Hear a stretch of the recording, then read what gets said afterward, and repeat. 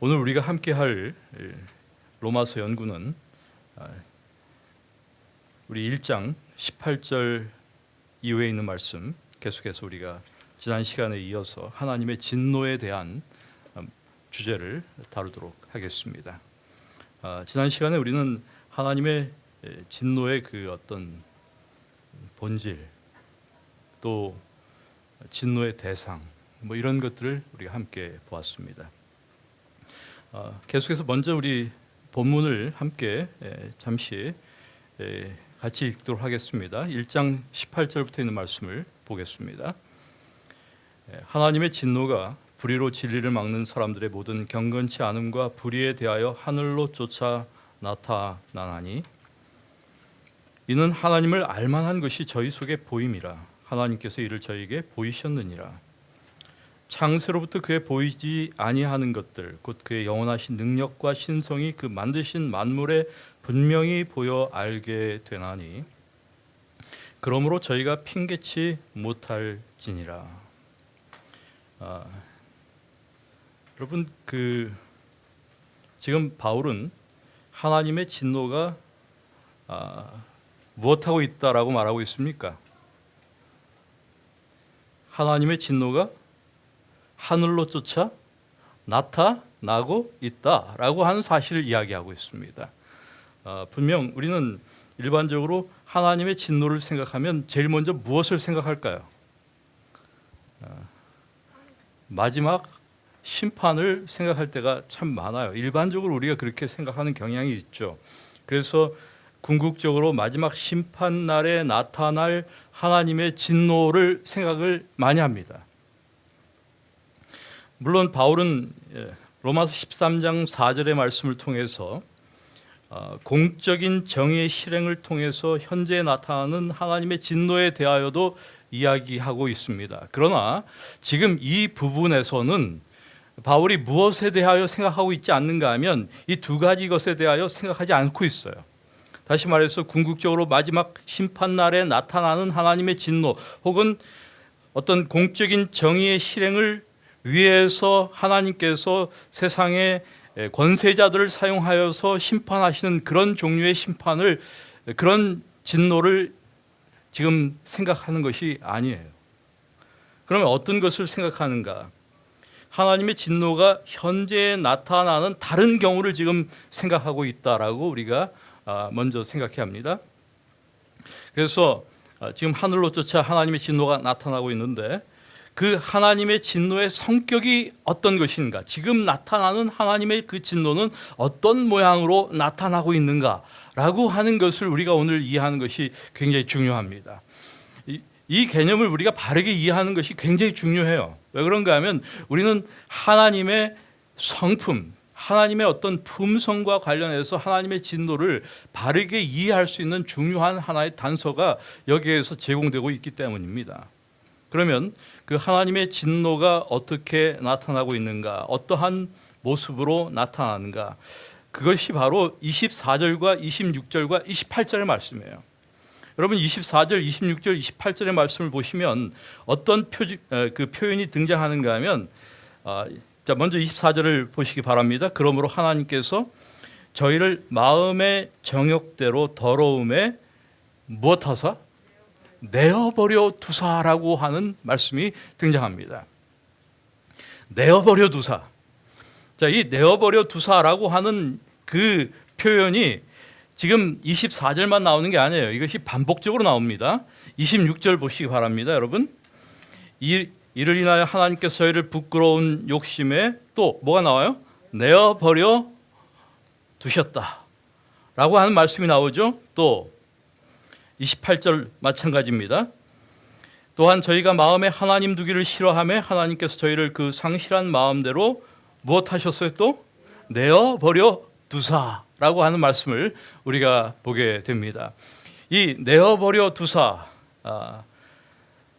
이 파라디노미라고 하는 이 표현, 이것은 보통 우리가 이것을 어떻게 번역하든가 하면 여러분 혹시 다른 영어 성경을 보시면 내어버려 두사를 어떻게 번역하고 있는가 하면 God gave them up 이렇게 표현하고 있어요. give up, 포기하는 거예요. 하나님께서 그냥 포기하시는 거예요. 그냥 내버려 두는 거예요. 그런데 이 말의 어떤 그 의미가 뭐냐? 사실 어떤 의미에서 이것이 바로 하나님의 진노의 표현이에요. 진노의 표현인데 그 진노의 표현은 이제 하다 안 되니까 그냥 하나님께서 어떻게 하시는 거예요? 그냥 냅둬라고 하시는 거예요. 네, 냅둬. 이게 그냥 하나님의 진노의 표현이에요. 하나님께서 그냥 내버려 두시는 것입니다. 이것이 하나님의 진노의 어떤 양상이에요. 그래서 하나님께서 진노하실 때 그냥 내버려 두시면 그것이 진노예요. 여러분, 그래서 사람들이 축복이라고 생각하는 것조차 사실은 하나님의 진노의 결과다라고 하는 사실을 우리가 인식할 수 있어야 합니다. 사람들은 축복이라고 생각하는 것들이 많이 있습니다. 뭐가 축복이라고 생각할까요? 여러분, 하나님 믿지 않는 사람들이 잘 나가는 것 많이 있습니다. 돈도 많이 벌어요. 성공이라고 생각합니다. 축복이라고 생각합니다. 명예를 얻고 지위를 얻고 파워를 얻고 축복이라고 생각합니다. 그런데 우리가 이해하고 깨달아야 할 것이 있어요. 특별히 적어도 기독교적인 그리스도인적 관점에서 우리가 그런 것들을 어떻게 보아야 할까?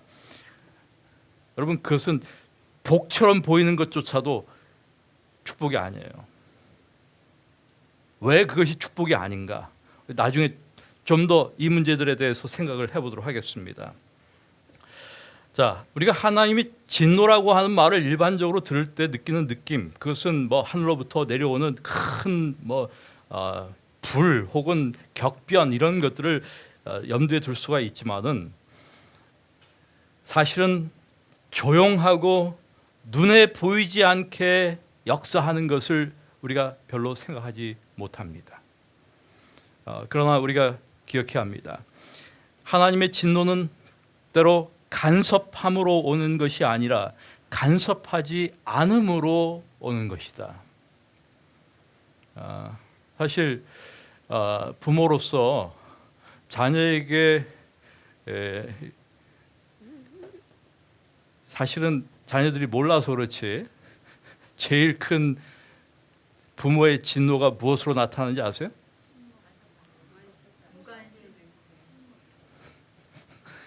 냅둬. 그렇게 나타나는 거예요. 그래서 죄인들의 인간의 고집스러운 자기 중심성 가운데 내버려 두심으로 나타나는 그 결과들, 여기 이제 여러 가지 도덕적, 영적 타락의 과정이 나타나는데 이런 것들이 다 하나님의 진노가 나타나는 하나의 과정이다, 또 모양이고 양상이다라고 우리가 이해하시면 좋을 것 같습니다. 그리고 이제 바울은 무엇을 이야기하는가 하면 구체적으로 하나님의 진노의 결과가 무엇을 가져왔는가에 대하여 이야기합니다.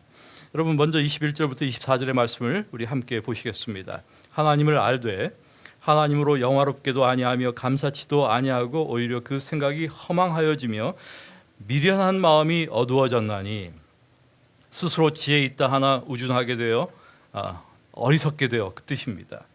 썩어지지 아니하는 하나님의 영광을 썩어질 사람과 금수와 버러지 형상의 우상으로 바꾸었느니라. 그러므로 하나님께서 저희를 마음의 정욕대로 더러움에 내어버려 두사 저희 몸을 서로 욕되게 하셨다라고 기록하고 있습니다. 여러분, 여기 우리가 먼저 주목해야 할 표현이 하나 등장합니다. 21절에 하나님을 못하되 알되. 참 재밌어요. 하나님을 알되.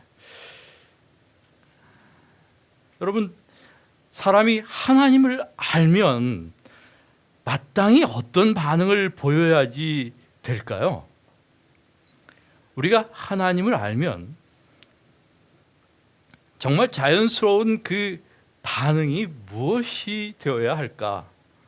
우리 생각에는 하나님을 알면 우리가 하나님을 찬양하고 하나님께 경배하고 뭐 이런 것이 굉장히 자연스러운 것이 아니냐라고 생각할 수 있는데, 여기는 정말로 놀랍게도 하나님으로 영화롭게도 아니하고 감사치도 아니합니다.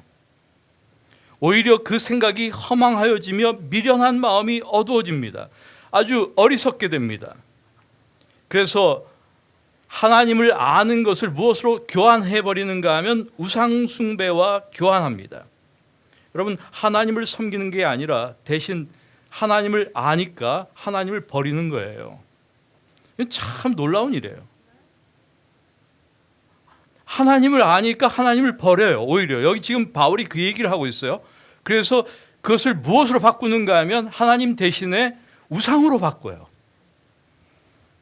여러분, 우리가 생각할 때 하나님을 알면 정말 당연히 하나님을 찬양하고 하나님께 경배하고 예배를 드려야 마땅하다라고 우리가 생각할 수 있겠지만은 사실은 인간의 반응은 달라요.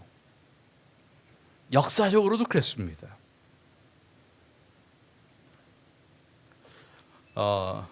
사람들이 멸망을 당한다면 몰라서 멸망을 당하는 것이 결코 아닙니다.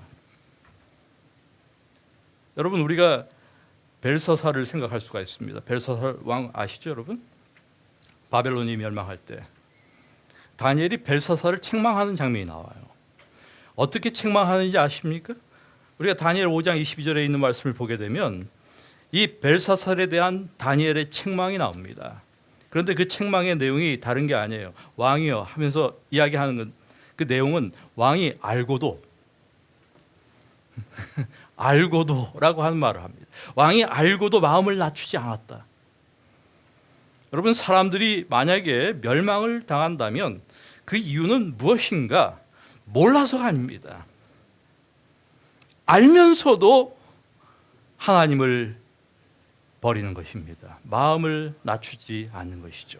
지금 바울이 그 얘기를 하고 있어요. 하나님을 알면 하나님을 영화롭게 해야 하는데 그렇게 하지 않는다는 거예요. 감사하지도 않는다는 것입니다. 오히려 그 생각이 어리석게 되었다. 여러분, 그 사람들이 하나님을 이렇게 수용하고 하나님을 사랑하고 하나님을 따르는 데 있어서 정말 문제가 무엇일까? 왜 사람들은 하나님을 알며, 나중에 이제 바울은 그것을 다르게 표현합니다. 어떻게 표현하는가 하면 마음에 하나님 두기를 싫어하매라고 표현합니다. 우리가 28절 있는 말씀을 보시면 또한 저희가 마음에 하나님 두기를 싫어하매, 그런 말씀을 우리가 보게 돼요. 그러면서 하나님께서 저희를 그 상실한 마음대로 내어버려 두사 라는 말을 보게 됩니다. 여기 상실한 마음, 그것과 어리석게 되어 다 같은 의미가 포함되어 있어요. 자, 왜 사람들은 그러면 하나님을 알면서도 이런 반응을 보일까? 왜 하나님을 마음에 두기 싫어할까? 그 이유가 무엇일까? 우리는 굉장히 그것이 의아해요. 지금 퀘스천이에요. 의문이에요. 우리 같으면 하나님을 알면 하나님을 더 사랑하고 더 경배하고 하나님께 더 가까이 갈 텐데 왜 이렇게 하지 않을까? 굉장히 우리가 지금 몇 분이 아주 의아해하시는 것 같아요. 왜 그럴까? 무엇 때문일까? 그 사람들이 몰라서 하나님을 섬기지 않는 게 아니다라는 것은 우리가 먼저 기억해야 합니다. 사실 그 하나님이 싫어요. 왜 싫은가? 여러분, 예를 들어서 시편 139편을 한번 읽어보세요. 시편 139편을 읽어보면 이 시편 기자의 하나님 경험이 나옵니다. 성경 잠깐 우리 함께 펴서 보시겠습니다. 시편 139편.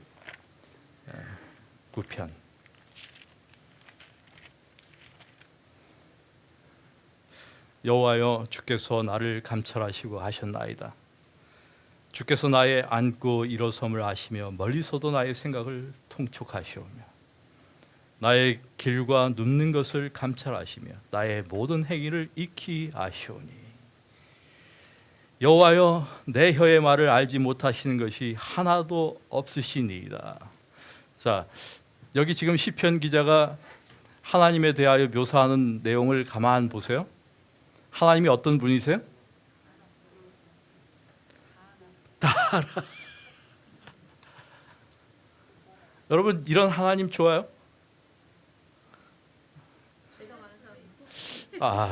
이런 하나님이 좋다. 이거는 그건 우리 다른 분들의 얘기야. 사실은 이런 하나님은 인간이 견디기가 쉽지 않은 하나님이죠.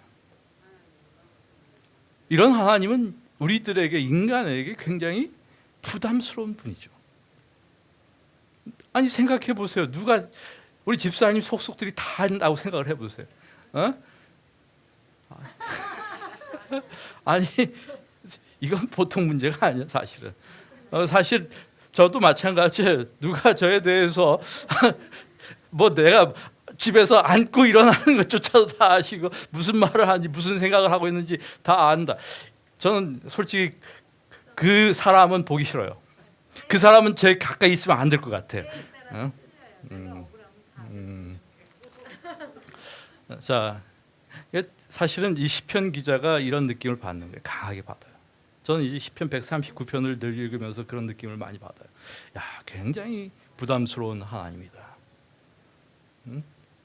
그래서 이 시편 기자가 무엇하는가 하면 이런 하나님으로부터 hiding from God, 하나님으로부터 도망가는 거예요. 그래서 어디까지 가봐? 그 다음에 있는 말씀을 보면 재밌어요. 내가 주의 신을 떠나 어디로 가며 주의 앞에서 어디로 피하리까? 피해봤다는 거예요? 안 해봤다는 거예요? 피해봤다는 거예요. 그래서 어디까지 가봤는가 하면 하늘에도 올라가 봤어. 근데 거기도 뭐가 계셔? 거기도 계셔. 어디까지 또 가봤어? 음부의 내 자리를 펼지라도 거기 계시나이다. 여러분, 이게 이제 인간이 신에 대하여 경험하는 경험들이에요. 사실은. 그러니까 이런 하나님은 너무나 우리가 부자연스럽고 자유롭지 못하고 불편하고, 이것은 여간 성가신 하나님이 아니야. 그러니 마음에 이런 하나님을 두기를 싫어하는 거예요. 그러니 인간들이 거의 대부분 보여주는 반응이에요. 이런 신은 인간의 자유를 구속하는 신이다. 그래서 니체는 신은 죽어야 돼. 신을 죽이는 거예요. 신의 죽음을 선언하는 거예요. 신으로부터, 이런 신으로부터 자유로워지는 거예요. 그러니까 대신 인간은 그 신의 자리에 무엇을 채워넣는가 하면 우상을 채워넣었어요. 인간의 우상은 무엇입니까, 여러분? 무엇이 인간의 우상입니까? 우리는 우상하면 이게 금, 은, 철로 만든 무슨 그런 색인 우상을 생각하는 경향이 많지만은, 지금 우상 숭배로 바꿨다라고 하는 것은 그런 개념보다도 훨씬 중요한 개념이에요. 무엇을 바꿨는가 하면 자기 안에 초인을 만들어놨어. 신 대신 인간 중심의 사고를 시작하는 거예요. 신을 몰아낸 자리에 누가 대신 들어가? 피조물, 인간이 더 존중되고 중요한 자리를 차지하게 되는 것이죠. 이것이 지금 바울이 로마서에서 하는 이야기예요. 그래서 25절에 있는 말씀 보세요. 저희가 하나님의 진리를 거짓 것으로 바꾸고 피조물을 조물주보다 더 경배하고. 여러분, 인간이 만들어 놓은 우상들은 어떤 것일까요? 그러면 인간이 갖는 가장 중요한 우상들이 무엇일까? 적어도 우리는 한 서너 가지를 이야기할 수 있어요. 어떤 사람은 세 가지를 이야기하더라고요. 첫째는 돈, 머니, 돈신. 또 둘째는 또 무엇일까요? 뭐 어떤 사람은 명예를 이야기하기도 해요. 사실은 그런데 뭐 리처드 포스터 같은 사람이 쓴 책 제목 자체가 굉장히 도발적인 책이 하나 있어요. 그게 뭐냐면 돈, money, sex and power. 돈과 섹스와 권력. 이것이 결국 인간이 추구하는 가장 중요한 요소들이에요. 지금 바울이 다 그 얘기를 하고 있어요. 나중에 지금 여기 있는 얘기들이 다 지금 그 얘기를 하고 있어요. 그래서 결국 그러한 정신들이, 그런 우상들이, 우리가 우상을 그런 식으로 숭배하게 되면 다 어떻게 되는가, 그 결과가 무엇인가, 이것이 한결같이 부도덕한 경향으로 다 흘러가게 되어 있어요. 저희 몸을 서로 욕되게 한다.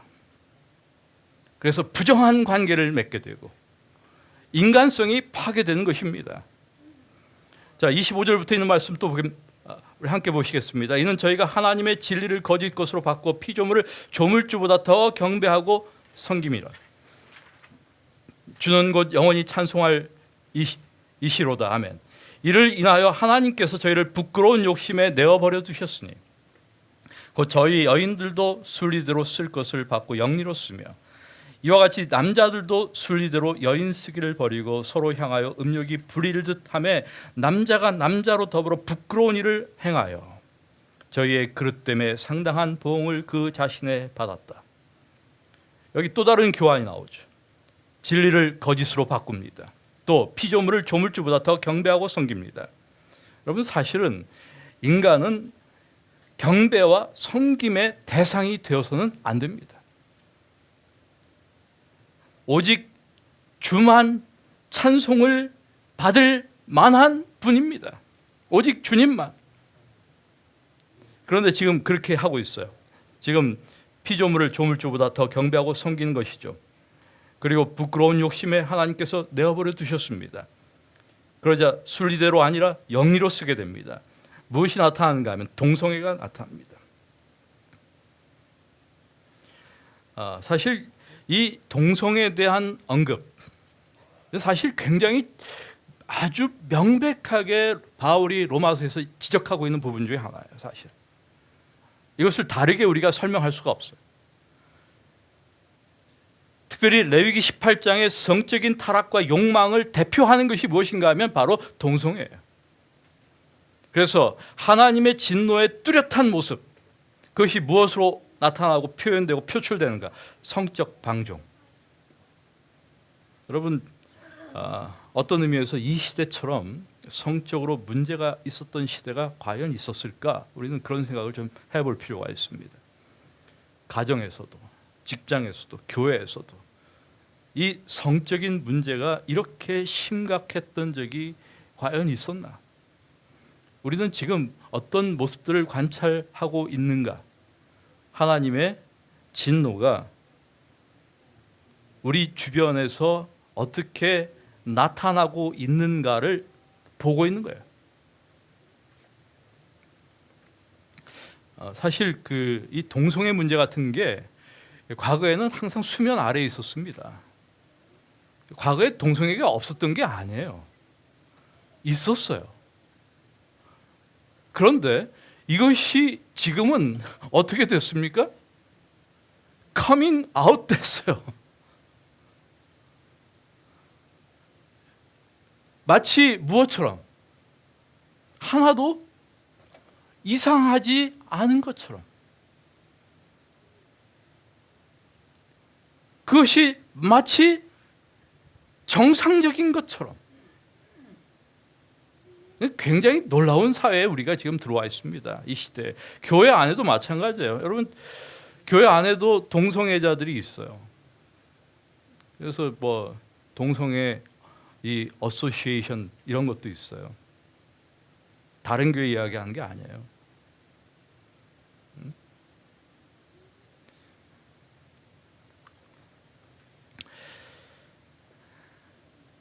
28절부터 32절에 있는 말씀 보시기 바랍니다. 또한 저희가 마음에 하나님 두기를 싫어하며 하나님께서 저희를 그 상실한 마음대로 내어버려 두사 합당치 못한 일을 하게 하셨으니 곧 모든 불의, 추악, 탐욕, 악의가 가득한 자요, 시기, 살인, 분쟁, 사기, 악독이 가득한 자요, 수근수근한 자요, 비방하는 자요, 하나님의 미워하시는 자요, 능욕하는 자요, 교만한 자요, 자랑하는 자요, 악을 도모하는 자요, 부모를 거역하는 자요, 우매한 자요, 배약하는 자요, 무정한 자요, 무자비한 자라.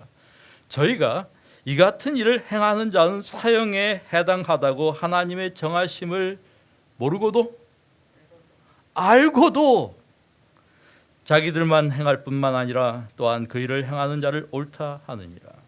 여러분, 여기 마음에 하나님 두기를 싫어하매라는 말씀을 우리가 주목할 필요가 있습니다. 그러자 그들을 상실한 마음대로 내어버려 두셨습니다. 상실한 마음이 무엇입니까? 하나님을 싫어하는 마음은 다른 마음이 아니에요. 하나님을 마음에 두기 싫어한다 이 말이에요. 그 말은 마음에 하나님 두기를 싫어하는 그 마음, 그게 무슨 마음이에요? 그게 상실한 마음이다 이 말이에요.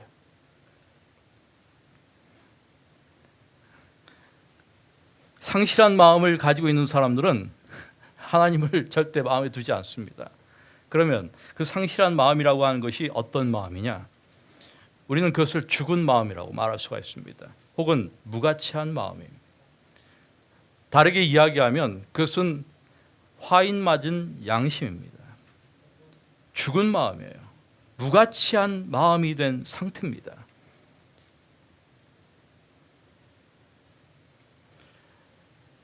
그래서 그런 마음대로 그냥 두셨어요. 하나님께서 그렇게 내어버려 두셨습니다. 우리가 기억해야 합니다. 사람들은 몰라서 하나님을 섬기지 않는 것 아닙니다. 그냥 하나님이 싫은 거예요. 예수 믿기 싫은 거예요. 진리를 아는 것도 귀찮고 싫은 겁니다.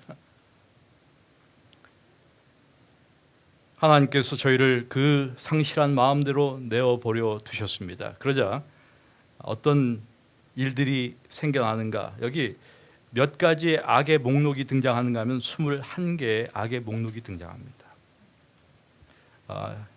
아주 일반적인 죄로부터 시작합니다. 예를 들어서 모든 불의, 추악, 탐욕, 악의, 이것은 대단히 일반적인 죄예요. 그런데 또 그 다음에 어떤 죄가 등장하는가 하면 손상된 인간관계의 죄들이 등장합니다. 그래서 시기, 살인, 분쟁, 사기, 악독 이런 것들이 등장하죠. 그리고 나서 인간의 사악함에 대한 묘사로 넘어갑니다. 비방, 중상이 나와요. 자, 여기 불이라고 하는 것, 이 모든 불이, 우리가 아디키아에 대해서 이미 한번 이야기한 적이 있죠. 이것은 하나님을 싫어하는 마음에서부터 비롯되는 것입니다. 그리고 인간에 대한 파괴적인 권력을 행사할 때 만들어지는 것들이다라고 이야기할 수가 있습니다. 근데 우리가 그런데 이 악의 목록들 가운데 주목해야 할 부분이 하나 있어요. 그게 뭐냐면 우리가 좀 시시하다고 생각하는 죄들이 거기 들어있어요. 여러분, 여기 시시하다고 여겨지는 죄가 어떤 것들일까? 어떤 것이 굉장히 시시한 죄라고 생각될까요?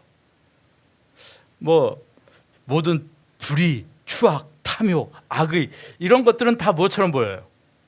굉장히 아주 시리어스한, 중대한 그러한 죄들처럼 보입니다. 그런데 우리가 생각할 때 대단히 시시하게 보이는 것들이 있어요. 예를 들어서 비방하고 수군거리고 자랑하고 또 부정한 것, 이런 것들. 왜 이런 것들이 좀 시시해 보일까요? 우리가 늘 그렇게 하니까.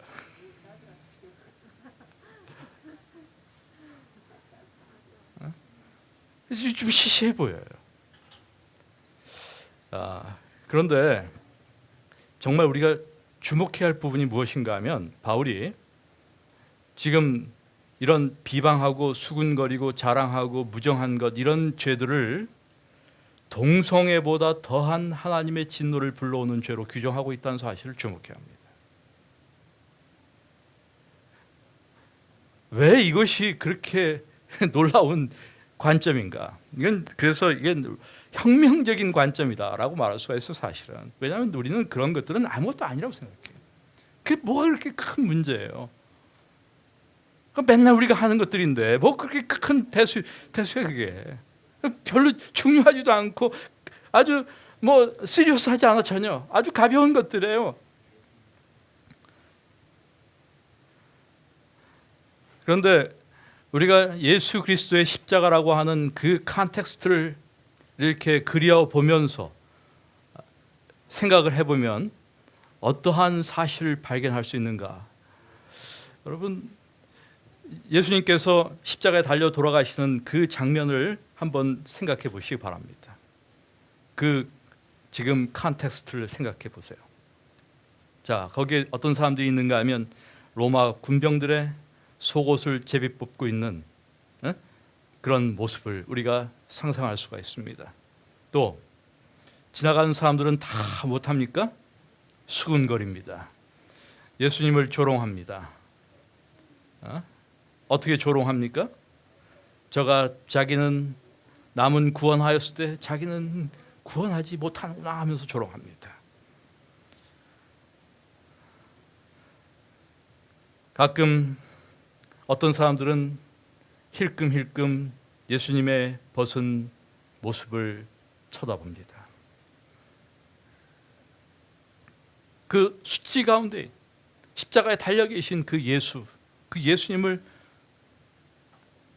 바라보면서 이들은 온갖 이야기들을 다 나눕니다. 여러분, 이런 컨텍스트를 가만히 생각해 보면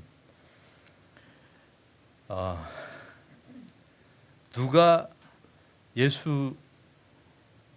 예수님을 십자가에 못 박았나 하는 것을 한번 생각해 볼 필요가 있어요. 누가 십자가에 예수를 못 박았을까?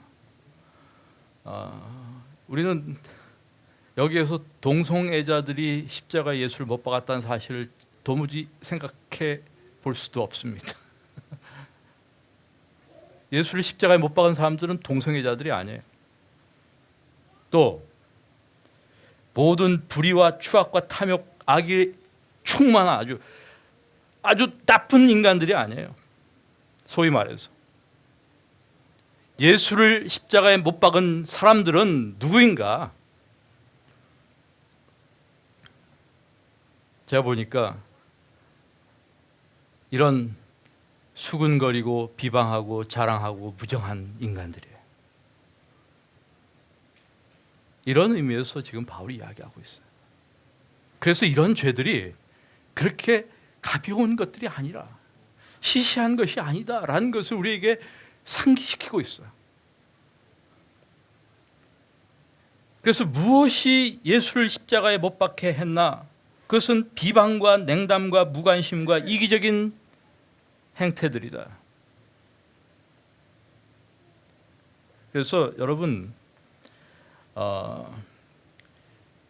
전체적인 사회가 거짓, 속임수, 냉담, 무관심, 잔인함 이런 것으로 사회가 물들기 시작하면 이게 하나님의 진노의 어떤 단계에 와 있구나, 마지막 단계에 와 있구나 이렇게 느끼시면 맞아요.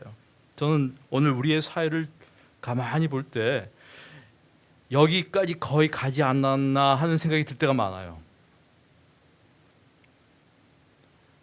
요즘 우리 사회에서 일어나는 그 범죄들을 보시면 이것은 옛날에 우리가 보았던, 들었던 그런 범죄 뉴스들이 아니에요. 어떻게 난지 얼마 되지 않은 아이를 그렇게 방치하고 죽일 수 있습니까? 이렇게 무정할 수가 있습니까? 그것도 누가? 부모가.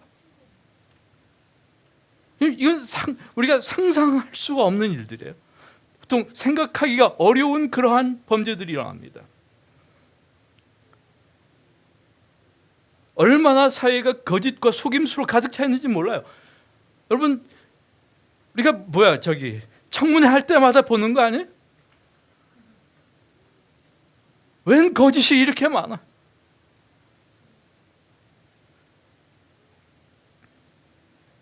사람들의 그 냉담함과 무관심, 또 그 잔인함, 얼마나 잔인한지. 인간들이 만들어내는 모든 그 영화들 보세요. 얼마나 violent한. 야, 이렇게도 잔인할 수가 있구나. 이게 다 사람이 다 상상해서 만들어내는 게 아니라 현실에서 일어나는 것들을 다 보여주는 것들.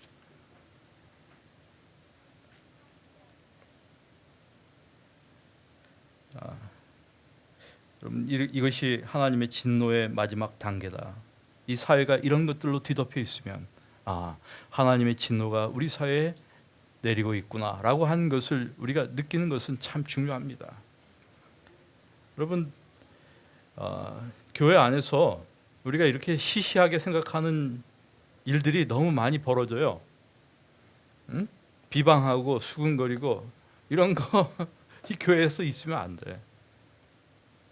그 절대 우리가 비방하거나 수근거리거나 또 자랑하는 것도 피해야 돼.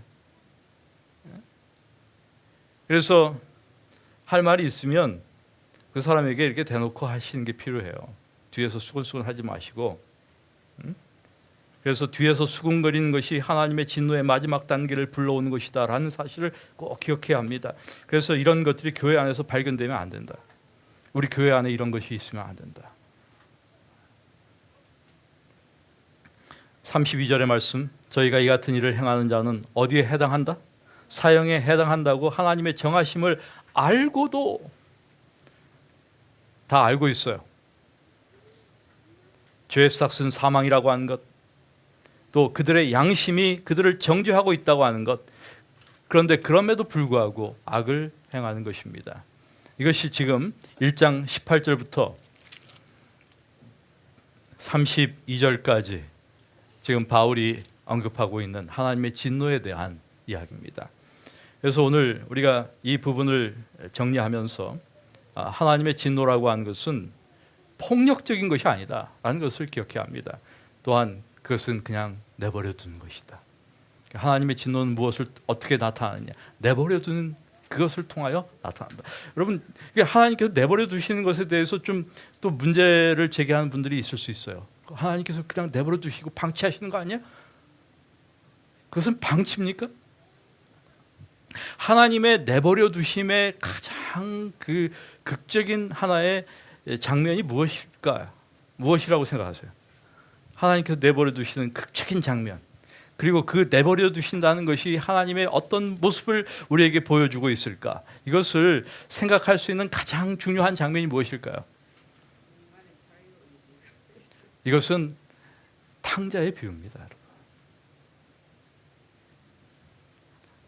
우리가 탕자의 비유에서 지금 아들이 집을 나가겠다고 하는 거예요. 아버지가 나가겠다는 아들을 무엇하지 못합니까? 지금 막지 못해요. 왜냐하면 끝까지 나가겠다고 하니까. 아마 여러 번 설득했을 거야. 야, 그러지 마라. 나가지 마라. 너 집 나가면 고생이야. 뭐 아무튼 아버지가 별의별 말 다 했을 것 같아. 근데 아들은 끝까지 거절합니다. 나가겠다는 거예요. 아버지에게 뭘 요구합니까? 유산을 요구해. 여러분, 중동 사회에서 아버지에게 살아있는 자식이 유산을 요구하는 것은 무엇을 의미하는가 하면 아버지 이제 좀 돌아가세요. 그 말이에요. 이것은 정말로 아주 이게 해서는 안 되는 말이에요. 절대 해서는 안 되는 말이에요. 근데 예수님, 그 아버지는 그 이야기를 아들이 다 들어요. 그러면서도 이제 무엇 하는가 하면 재산을 주고 보내는 거예요. 그게 내버려 두는 거예요. 그래, 할 수 없구나. 내버려 두세요. 그러면 아버지가 아들을 방기하거나 방치하는 겁니까? 그게 아니에요. 하나님의 마음이 어떤 마음인가? 내버려 두시는 하나님의 마음, 우리가 거기서 읽어내야 합니다. 아들이 집을 나간 이후에 한 번도 아버지는 집을 나가서 돌아오는 아들을 기다려 보지 않은 적이 없어요. 이것이 아버지의 마음이에요. 하나님의 마음이에요. 그렇다면 하나님은 내버려 두셨지만은 조금이라도 못하는 순간에, 조금이라도 뉘우치고 돌아오는 순간을 놓치지 않는 분이 하나님이세요. 하나님은 절대 못하시는 분이 아니에요. 그냥 방기하거나 방임하시는 분이 아니에요. 여러분, 또한 우리가 기억해야 할 것은 나쁜 일을 하는데 순리대로 막힘없이 되고 있다. 그것은 축복이 아니라는 사실을 기억해야 합니다. 우리가 하나님의 진노 아래 있다라고 하는 사실을 기억해야 합니다. 또한 우리가 하나님의 진노에 대한 생각 가운데 하나님의 어떤 폭력적 폭력성, 하나님은 무서운 하나님, 하나님은 폭력적인 하나님, 이러한 그 개념들을 다 바꿔야 합니다. 그래서 이 하나님의 진노에 대한 생각,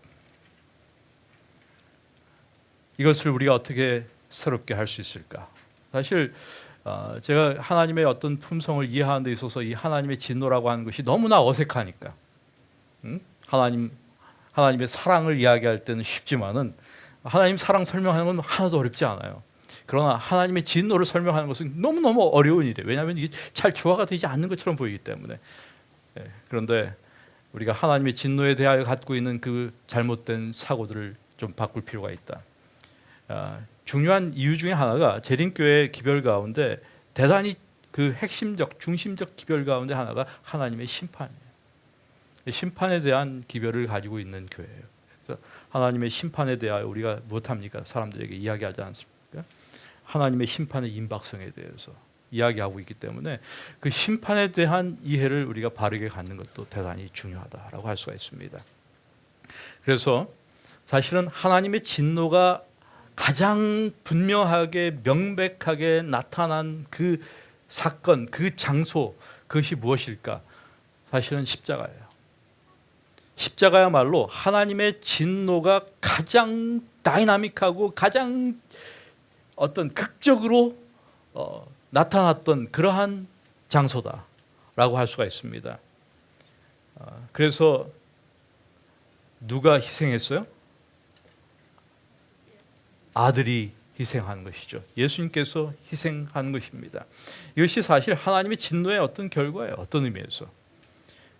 그래서 우리가 아들을 그냥 내버려 두신 하나님이에요. 아들을 내버려 두신 하나님. 십자가를 중심으로 우리는 이런 의미에서 이 하나님의 진노에 대한 개념을 다시 한번 정리하고 생각해 볼 필요가 있다라고 생각합니다. 유대인들의 하나님은 사실 무시무시한 하나님이에요. 두려운 하나님이에요. 그런데 지금 십자가를 통하여 보여주는 하나님의 진노는 그런 하나님이 아니죠. 사실은 세상에 가장 극심한 진노가 임할 때 죽은 사람이 있어요? 하나님의 극심한 진노가 임할 때 죽은 사람이 딱 한 사람이에요. 누구? 예수님밖에 없었어요. 아무도 안 죽었어요. 좀 하나님이 뭐 태양도 어두워지고 여러 가지 자연현상들이 일어났지 않습니까? 좀 벼락으로 좀 몇 사람 좀 같이 좀 이렇게 좀 죽이시지 왜? 응? 그때 놀래서 자빠져가지고 뇌진탕으로 다 죽게 하시더라고. 네가 무슨 짓을 했는지 좀 알아야 되지 않겠나 하면서 하나님께서 좀 그렇게 하시지 않았을까? 왜 그렇게 안 하셨을까? 하나님의 진노의 가장 극적 순간에 죽은 사람이 예수님 한 분밖에 없었어요.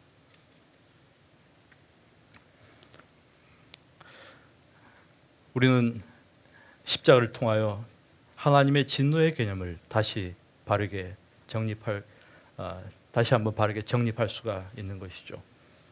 그래서 이 하나님의 진노가 나타나는 모양은 내버려 두는 것으로 나타난다. 그런데 이것은 무관심이나 방치와는 다른 것이다.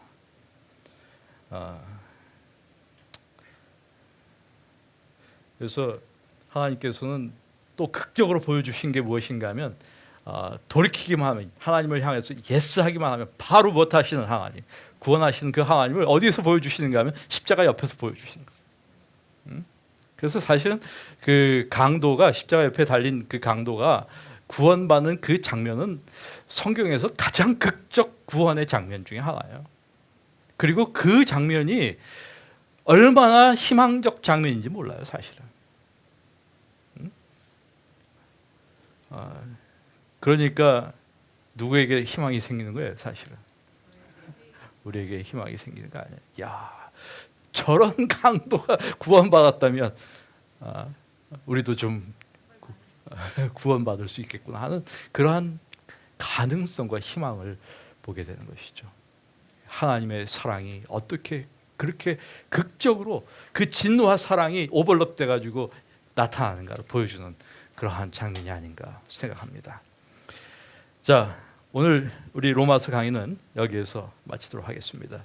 다음 시간에 로마서 2장으로 들어가서 계속해서 우리가 로마서 연구를 진행하도록 하겠습니다. 감사합니다. 수고들 하셨습니다.